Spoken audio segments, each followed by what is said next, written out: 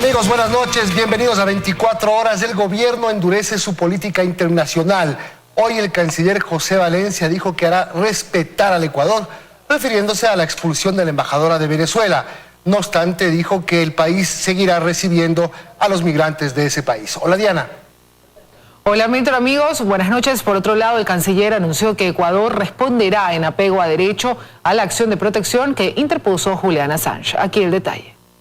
Estaban pendientes las declaraciones del canciller tras el comunicado donde se informó que Ecuador expulsaba a la embajadora de Venezuela en nuestro país. Pero otro tema entraba a discusión, el caso Assange. ¿Cómo Ecuador responderá a la acción de protección que la defensa de Julian Assange informaba poco antes de esta rueda de prensa? Interpuso frente al protocolo de visitas que instauró Ecuador en la embajada en la que está asilado. Por supuesto que vamos a responder de una manera adecuada, siguiendo el apego al derecho que sigue el gobierno nacional, que sigue la administración de la Cancillería. También contamos absolutamente con todo el respaldo judicial, legal del caso, ya que es un protocolo adoptado conforme a estándares internacionales y a la ley ecuatoriana. Insistió en que el protocolo seguirá en pie. El Ecuador es un Estado soberano. El Ecuador tiene una embajada y esa embajada hay una jurisdicción clarísima, la jurisdicción del Estado ecuatoriano. El Estado tiene absolutamente todas las prerrogativas, tiene todo el derecho de proteger esa oficina, a los funcionarios que trabajan ahí e incluso al propio señor Assange. Queremos que simplemente las visitas de él se registren. Eso pasa en toda embajada del mundo. No especificó si la reacción del gobierno frente al director de Wikileaks, recluido en la embajada de Ecuador en Reino Unido desde hace 6 años, será igual de contundente como la postura frente a la situación con Venezuela. Sobre este tema reiteró la posición de Ecuador. Dijo que la representante de negocios en nuestro país ya salió de Venezuela. Indudablemente las relaciones entre los dos países están en este momento en un nivel bastante bajo, pues ocurre que si alguien trata mal al presidente de la República del Ecuador, tendrá frente a sí al Estado ecuatoriano, que no tolerará su irrespeto ni la chabacanería. Se tomó tiempo también para dar tranquilidad a los migrantes venezolanos. La apertura continuará por parte del gobierno hacia ellos, pese al impasse. Les continuará facilitando las atenciones que hasta el momento han tenido. Ellos no son culpables de que tengan o que haya en su país autoridades con voces destempladas, agresivas, extraviadas. Ecuador decidió expulsar este jueves a la embajadora de Venezuela, Carol Delgado, luego de las declaraciones del ministro de Información de Venezuela, Jorge Rodríguez, quien tildó de mentiroso al presidente Lenín Moreno. Dayana Monroy, 24 horas. Como consecuencia del impasse diplomático entre Ecuador y Venezuela tras la expulsión de la representante de ese país en Quito, la embajadora de Venezuela dejó el país la tarde de este viernes junto con un grupo de migrantes que se acogió al plan Vuelta a la Patria que impulsa el presidente Maduro. La mañana de este viernes, pocas horas después del impasse diplomático con Venezuela, se presentó en la Cancillería ecuatoriana la encargada de negocios, Elizabeth Méndez. Ella fue llamada a consultas y además Venezuela la expulsó. Cumplió con una amplia agenda entre los diferentes edificios del ministerio. La encargada de negocios ecuatoriana se reunió con el viceministro de Movilidad Humana, con quien debía conversar. Mientras tanto, en la embajada de Venezuela en Ecuador, la representante diplomática se despedía del personal. Ella fue expulsada por el gobierno del presidente Lenín Moreno después de que el ministro de Comunicación de ese país lo llamara mentiroso. Yo creo que hay un problema de interpretación de la realidad. La realidad de Venezuela es muy compleja. No se ha querido aceptar del todo que los venezolanos hace unos meses reelegimos en la presidencia y en la más alta magistratura al presidente Nicolás Maduro.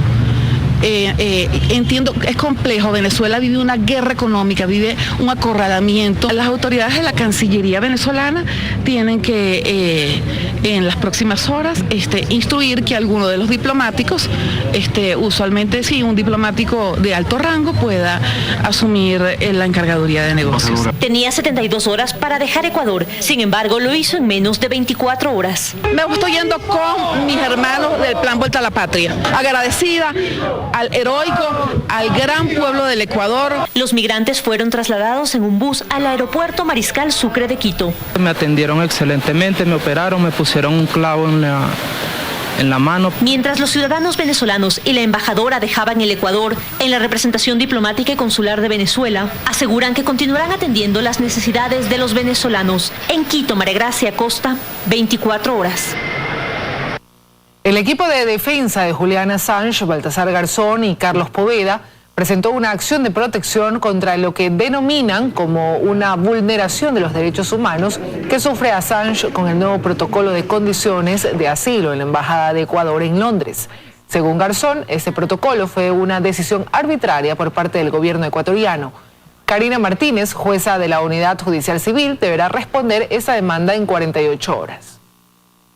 Se concretan en dos ámbitos específicamente, que son la incomunicación de Julian Assange y el protocolo en el que se establecen una serie de reglas de convivencia, permanencia y vigilancia, visitas, comunicaciones, etcétera, en la Embajada de Londres. El presidente de la República destinó la inyección de 2.700 millones de dólares para la reactivación del sector de la construcción. A empresas constructoras les pidió que se involucren en el plan Casa para Todos. Las autoridades... Así el anuncio el presidente Lenín Moreno frente a constructores en Daule. Su gobierno hará una inyección de 2.750 millones de dólares para impulsar al sector. Dentro del programa Construimos Empleo y Prosperidad.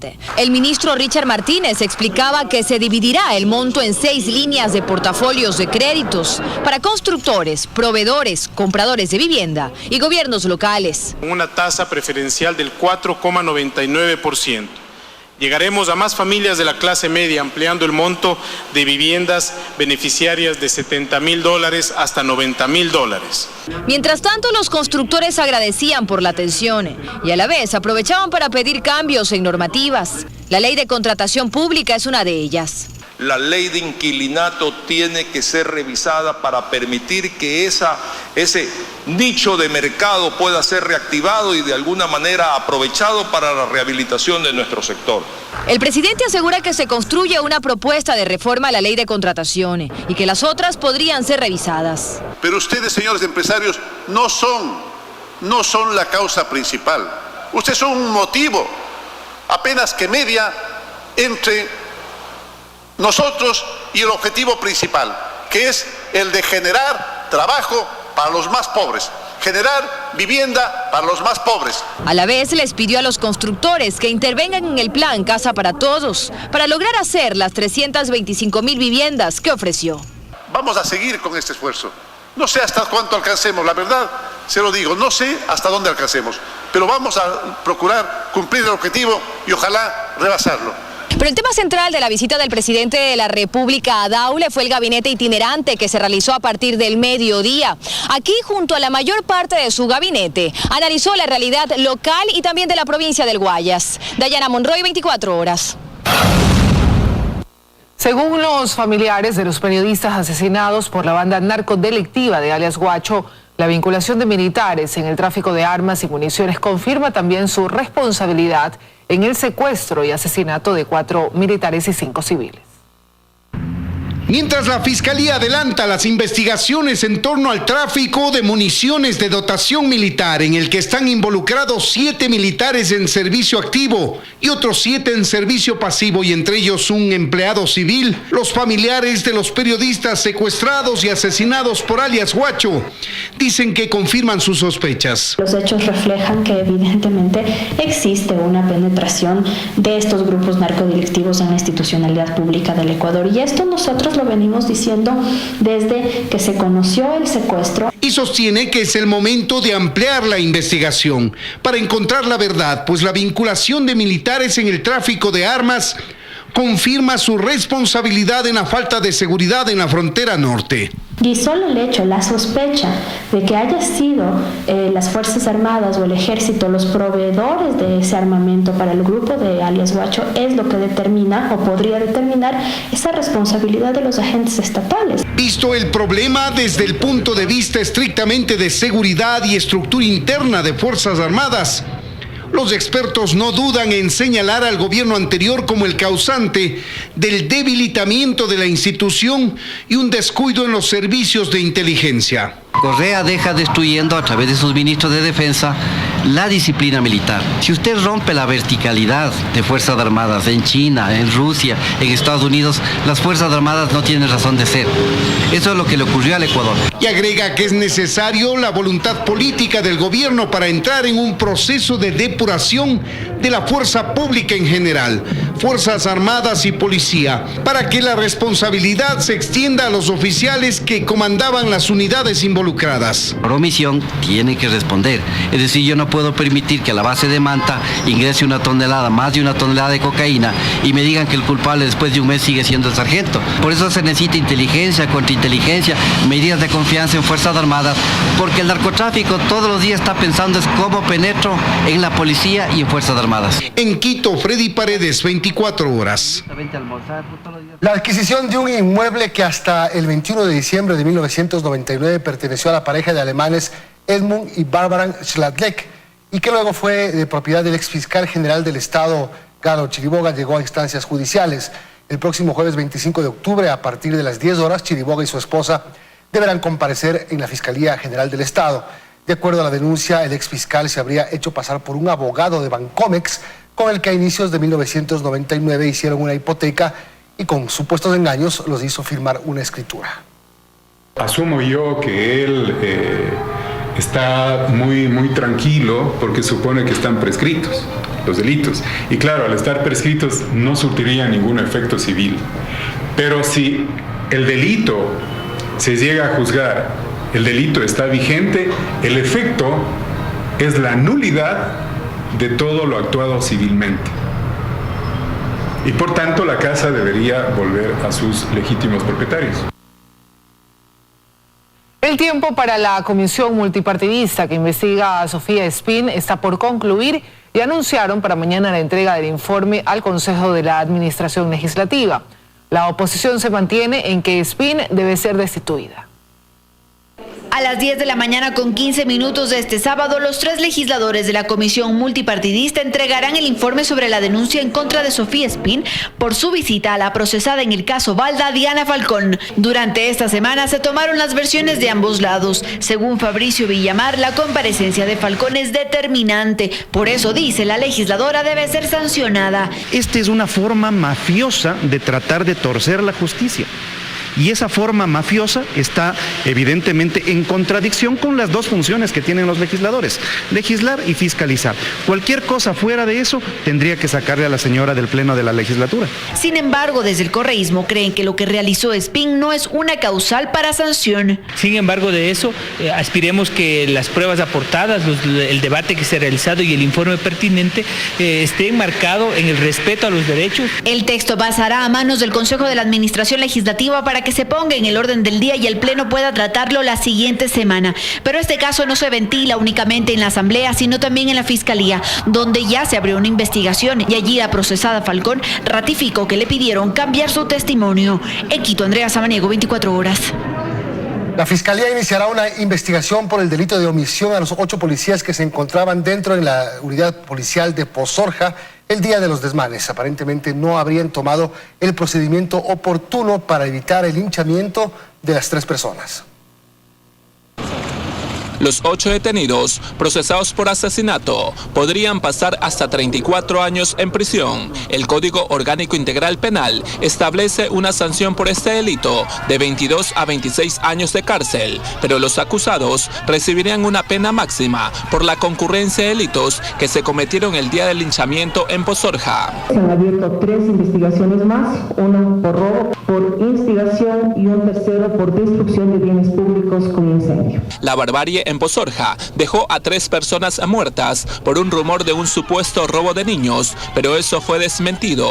Todo se trató de una estafa que le cometieron a una señora. La víctima de la estafa habría recibido amenazas por parte de los familiares de los 8 sujetos detenidos, quienes aparecen en las fotos y videos que circulan en las redes sociales.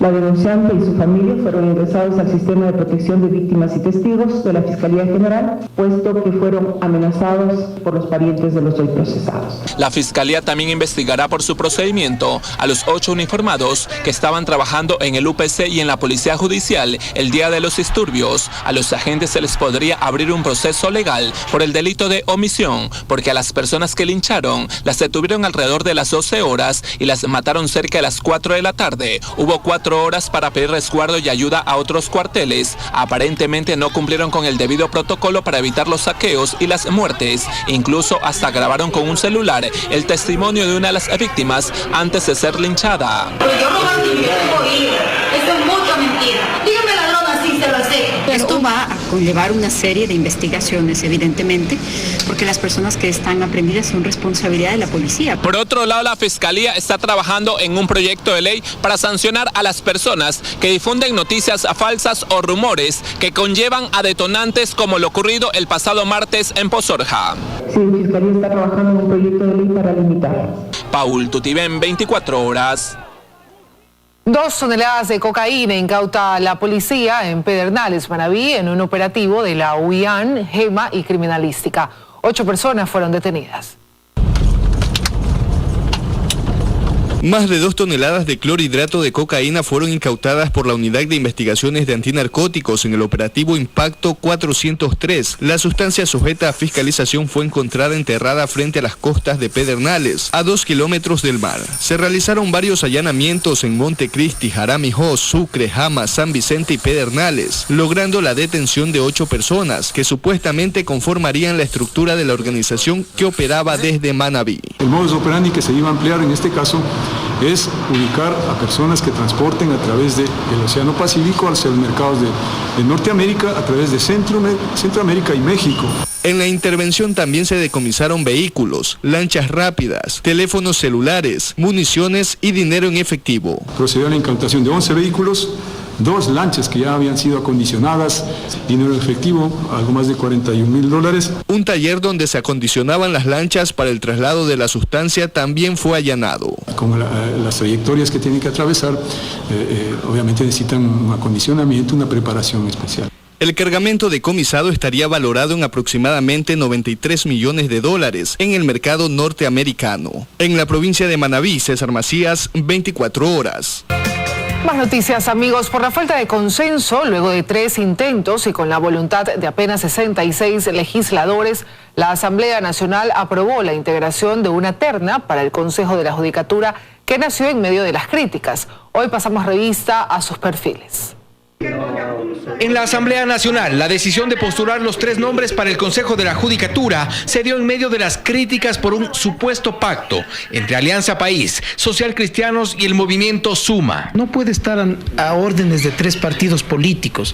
Creemos nosotros, y repito, que debió ponerse en un banco 15, 20 nombres y eso ponerse en conocimiento del Pleno de la Asamblea, sus hojas de vida, su experiencia para tomar la mejor decisión. Poco se conoce de la trayectoria, por ejemplo, de Fausto Murillo, quien encabeza la terna. No hay una fotografía que lo identifique, no obstante, se sabe que es magíster en Derecho Tributario, especialista en tributación, exsecretario de la Sala de lo Fiscal de la Corte Suprema de Justicia, fue secretario general de la Corte Suprema, también juez distrital y presidente del Tribunal Distrital de lo Fiscal. En los registros de rentas internas, Murillo reporta su más reciente pago de impuesto a la renta sobre los $10,000. En segundo lugar de la terna está la abogada Elsie Celi, que según los registros del Observatorio Judicial reporta experiencia como especialista en Derecho Constitucional, además de en protección a los derechos humanos, y tiene un diploma superior en Derechos Fundamentales. Elsie Celi reporta el pago de impuestos que bordea los $2,000 entre el 2014 y 2017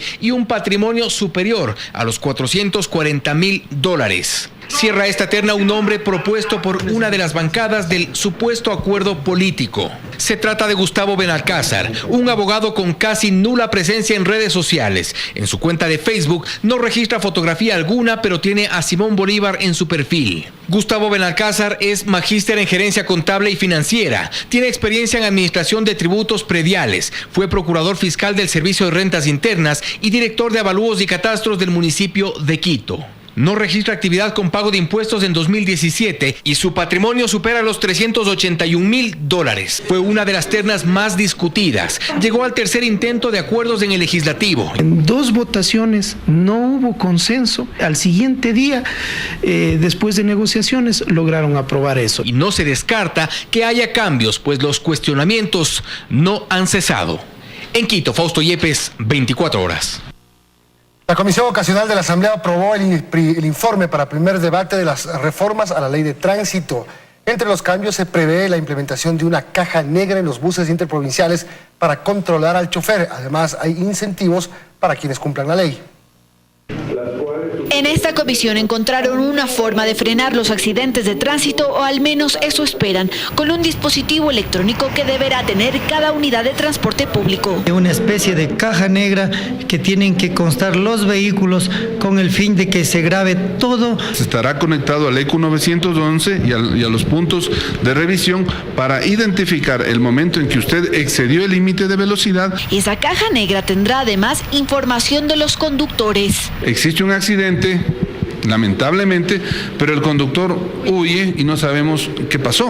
Entonces, esto nos va a permitir tener la garantía de saber quién hizo la conducción del vehículo. Pero otro eje para evitar la siniestralidad, dicen en la comisión, es la capacitación de los choferes. Persona que quiera sacar una licencia profesional, pues pase primero por una licencia tipo B y después progresivamente pueda acceder a una licencia profesional. Y ya se quita el tema de los 6 meses para obtener licencias profesionales. Tienen que seguir ya los 2 años de curso para obtener una licencia profesional. Además, establece 3 formas para recuperar los puntos perdidos en la licencia. Pierde los primeros 15 puntos, puede volver a recuperarlo con un curso de capacitación. Si vuelve a perder los segundos 15 puntos, puede recuperar solo 10 y luego recuperar solo 5 puntos. En el texto se agregó el transporte mixto para las comunidades alejadas de las zonas urbanas. 5 personas en la cabina y la transportación de carga, cualquier tipo de carga, hasta 600 kilogramos en los sectores rurales. Y como incentivo, si cumple la ley, tendrá un 50% de descuento en el momento de renovar su licencia. En Quito, Andrea Samaniego, 24 horas. El secretario nacional de Comunicación, Andrés Michelena, dio a conocer los avances sobre la libertad de expresión en Ecuador durante un encuentro en la Sociedad Interamericana de Prensa, SIP, que se desarrolló en Salta, Argentina. Allí aseguró que el país pasó de la mordaza a la libertad y que el Ejecutivo se compromete a brindar a los medios de comunicación total apertura para investigar los casos de corrupción. El Tratado de Paz entre Ecuador y Perú cumplirá 20 años el próximo viernes, según informó el director de Desarrollo Profesional del Servicio Exterior de la Cancillería. Desde ese momento, las relaciones comerciales incrementaron en un 75%. Además, por motivo de esta conmemoración, el presidente peruano Martín Vizcarra visitará el Ecuador a fin de participar en los eventos conmemorativos. Arribará al país el 25 de octubre y el viernes 26 tendrá lugar un gabinete binacional. Fue el acontecimiento más importante, más trascendental de las relaciones internacionales del Ecuador que tuvo en el siglo XX. Al cabo de 150 años de enfrentamientos, al cabo de más de 150 años de desentendimientos, de distancias, de recelos, logramos finalmente conseguir un acuerdo de paz, y un acuerdo de paz digno, beneficioso para el Ecuador.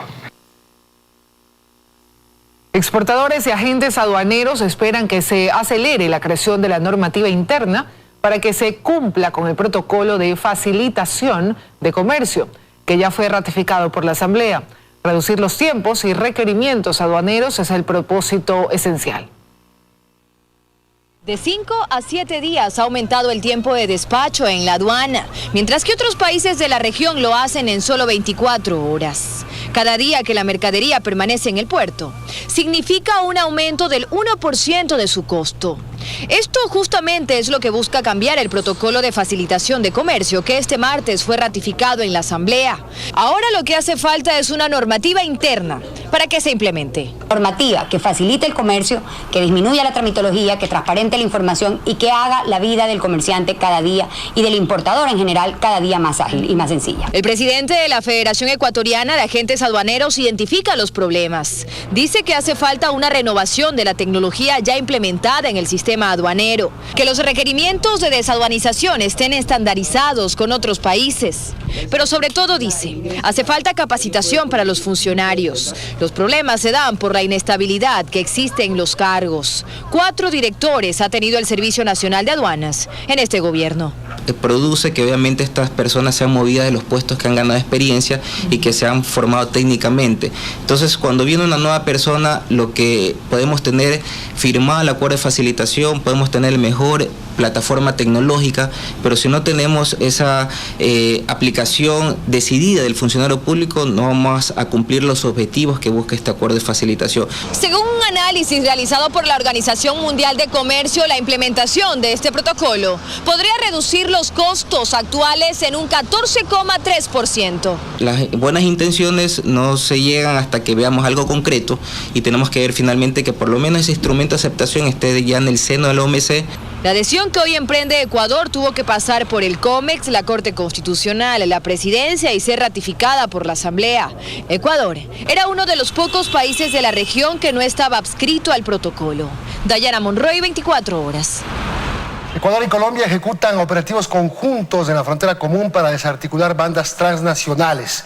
Armas, droga y motocicletas incautadas es el saldo de este operativo, que deja una decena de detenidos en los dos países. Luego de un proceso de investigación e intercambio de información, se ejecutó el operativo denominado Frontera Segura en Tulcán e Ipiales. Si los delincuentes se asocian para cometer ilícitos, los estados y los entes de control y los entes de investigación también debemos asociarnos para investigar. Para poder nosotros contrarrestar y coordinar acciones en contra de la delincuencia organizada, de las asociaciones lícitas y de todo aquel tipo de delitos que nos atañen en zonas de frontera. En total se ejecutaron 18 allanamientos en los que se detuvieron 10 personas para investigaciones por diferentes delitos. ¿Qué podría determinar la existencia de bandas internacionales, una delincuencia organizada o una asociación ilícita? En Ipiales se decomisaron 407 kilos de droga y 10 armas de fuego de diferente calibre. Vamos a poder determinar si algunos de los homicidios que se han cometido tanto en Colombia como en Ecuador se cometieron con este tipo de arma. También se recuperaron 30 motocicletas reportadas como robadas en los dos países. En Rumichaca, Jairo Jacome Ortega, 24 horas. 2 ciudadanos fueron extraditados esta mañana desde Colombia, acusados de 2 asesinatos cometidos en Sucumbíos y Santo Domingo. Paul Cuello informa. Esta mañana fueron extraditados desde Colombia 2 ciudadanos de nacionalidad colombiana y ecuatoriana por 2 casos que investiga la Policía Nacional por el presunto delito de asesinato. Uno de ellos se trata de Burgos Ordóñez Diego Fernando, quien acribilló en el 2016 a un uniformado de la Policía Nacional. El otro se trata de Zamora Macías Javier Eduardo, quien de igual forma acribilló a un ciudadano en Santo Domingo. Circulaba en una moto y fue quien le impactó en el vehículo policial de la Policía Judicial al señor Cabo César Ernesto Vallejo, funcionario de nuestra institución de Policía Judicial. Este señor Burgos Ordóñez tenía notificación roja por parte de Interpol y fue capturado en Colombia por el asesinato a nuestro compañero policía. Ambos ciudadanos fueron puestos a órdenes de la justicia. Uno de ellos tendrá que explicar y declarar cuál fue el motivo del asesinato a un uniformado de la Policía Judicial. Un bus de la cooperativa Panamericana sufrió un accidente de tránsito en la parroquia Chumiral, que pertenece al cantón Ponce Enríquez de la provincia de La Suay. Según informaron, que el chofer del transporte se habría quedado dormido, haciendo que el bus salga de la vía y luego se vuelque. Ese percance deja como saldo 20 personas heridas. El gerente del Metro de Quito, Mauricio Anderson, dejó el cargo. Según un documento de la Contraloría enviado al Ministerio de Trabajo, se solicita a esa cartera de Estado disponer que se registre el impedimento para ejercer funciones públicas a Anderson. Esto pese a que ayer el municipio de Quito informó que la renuncia se debe a razones personales. El mismo Mauricio Anderson hizo público este tema. Hace unas semanas se recibió notificaciones por parte de la Contraloría General del Estado. Por un lado, se desvaneció una glosa contra mí por 4.3 millones de dólares. Y la segunda era una sanción administrativa, ya estaba caducada. El alcalde me expresó que no era un problema de esto de carácter ni jurídico ni técnico, sino que era estrictamente un problema de sostenibilidad política. 200 vehículos de más de 40 marcas se exhiben en el Centro de Exposiciones Emexpo, en la mitad del mundo, en Quito. La variedad de precios y las facilidades de pago son los incentivos que ofrece la Feria Automundo 2018. Como estrellas detrás del telón, así se fueron exhibiendo uno a uno los nuevos autos y marcas de vehículos listos para comercializarse en el Ecuador. 200 vehículos se exhiben en el Centro de Exposiciones Semexpo en la Feria Automundo 2018, que hasta este domingo abre sus puertas para los amantes de las 4 ruedas. Son 40 marcas y por primera vez estamos develando en el país al menos 20 modelos nuevos que son de lanzamiento. Los visitantes de esta feria pueden hallar vehículos desde los $11.990 con amplias facilidades de pago. Participan también las empresas financieras y permiten la adquisición en este instante de vehículos en el Ecuador. Las mejores cuotas, las mejores condiciones, aprobación en el sitio. Estoy haciendo un cálculo para ver cómo me financian. Según la Asociación de Empresas Automotrices del Ecuador, AEADE, este tipo de beneficios se da por un repunte en el sector automotriz, que ha obtenido un 33% de recuperación del mercado frente al 2017. Los precios han tenido una reducción de alrededor del 7% si los comparamos con el año 2016. Con la recuperación sostenida en la actividad automotriz, este sector estima alcanzar los 730 millones de recaudación frente al 2016, con la venta de aproximadamente 140.000 unidades hasta el fin del año en el país. En Quito, Daniela Valencia, 24 horas.